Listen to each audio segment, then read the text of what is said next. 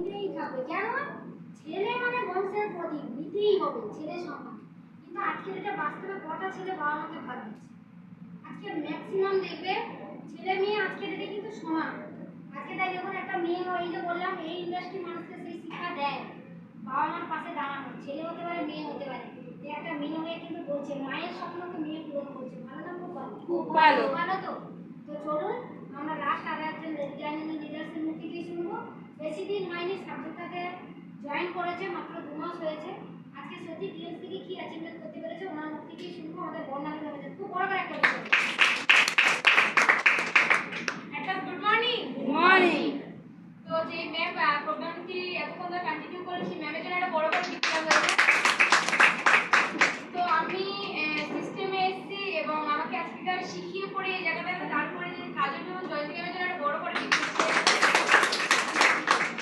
আমি যেরকম আমরা আজকে এরকম হলের মধ্যে প্রোগ্রামটা শুনছেন, আমিও এরকম প্রোগ্রামটা শুনেছিলাম আমাদের পাড়ার ক্লাবে। তো সেখান থেকে শুনে আমার মনে হয়েছিল যে আমি এই বছরই এইচএস দিলাম, তো আমার মনে হয়েছিল যে কোনো তো কাজের জায়গায় এখন কিছু নেই, তো আমি কিছু একটা করবো। তো আমার প্রথমেই মানে বিশ্বাস করেছিলাম যে কিছু একটা, তো ওই ম্যামকে দেখে আমি ইন্সপায়ার হয়ে এখানে কাজে জয়েনিংয়ের জন্য এসেছিলাম, জয়েনও হয়েছিলাম। কিন্তু জয়েন হয়ে এখানে দেখো না হেলথকে ভালো রাখে। তো আমার ঠাম্মার মানে খালি পেটে সুগার ছিল, মানে খালি পেটে ভরা পেটে সুগার ছিল 508।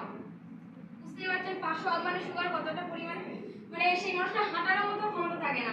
তো আমার ঠাম্মার ওই রকম সুগার ছিল, তো সুগারকে তো ব্যালেন্সে রেখেছি। কিন্তু এই বছর আমি বললাম না এইচএস দিচ্ছি, এইচএস পরীক্ষায় আমার ইংলিশ পরীক্ষা দিলে আমার ঠাম্মার মানে মিনিস্টার হয়ে যায়।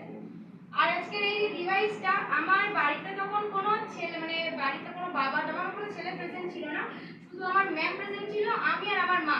আর ঠাম্মার মিনিস্টার হয়ে গেছে। কি করবো, আমার সেই দিনই ইংলিশ পরীক্ষা।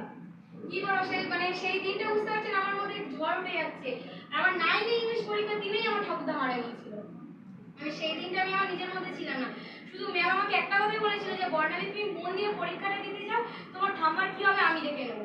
তো এই মেশিনটির সাহায্যে আমার ঠাম্মাকে 1 ঘন্টায় মিনিস্টক থেকে বাঁচিয়েছে, মাত্র 1 ঘন্টায়। এবং এই বিশ্বাস নিয়ে আমি কাজ শুরু করেছি, বেশি দিন হয়নি, 2 মাস সেখান থেকে আমি ল্যাপটপ অ্যাচিভ করেছি আগের মাসে 18 তারিখে। আমার ডেট ছিল 25 তারিখে অ্যাচিভ করার, কিন্তু আমি অ্যাচিভ করেছি 18 তারিখে। তাহলে বুঝতে পারছেন মানে সাবজেক্টটা কতটা লিগ্যাল, মানে যেই ডেট দেন তার আগেও মানে অ্যাচিভ করা যায়। তো আমি ল্যাপটপে অ্যাচিভ করেছি এবং 24/10/2026 আমি এখান থেকে স্কুটি অ্যাচিভ করছি এবং যে ইন্দোনেশিয়া বালি ট্রিপটা দিয়েছি এই ট্রিপটাও আমি অ্যাচিভ করছি। তো thank you, best of luck, go guys. আমরা হয়নি না শুধু বড় একটা বিষয় আজকে তাহলে